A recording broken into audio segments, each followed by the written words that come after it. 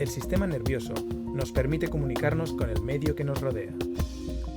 El sistema nervioso periférico capta la información del exterior o de los propios órganos del cuerpo y la envía al sistema nervioso central, que la procesa para establecer una respuesta. Las neuronas y las células gliales son las células principales del sistema nervioso.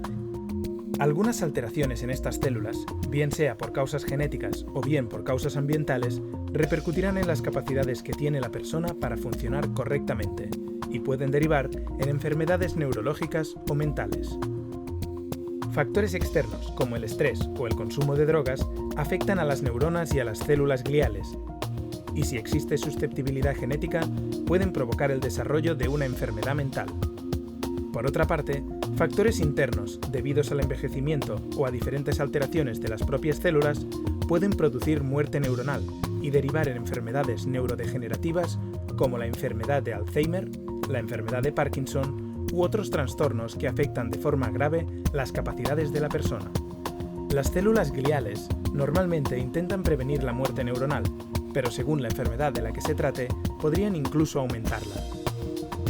En el Instituto de Neurociencias de la Universidad Autónoma de Barcelona, estudiamos todos estos procesos y sus consecuencias, y lo hacemos a diferentes niveles, con muestras de pacientes, a partir de modelos animales o celulares, y a través de simulaciones bioinformáticas.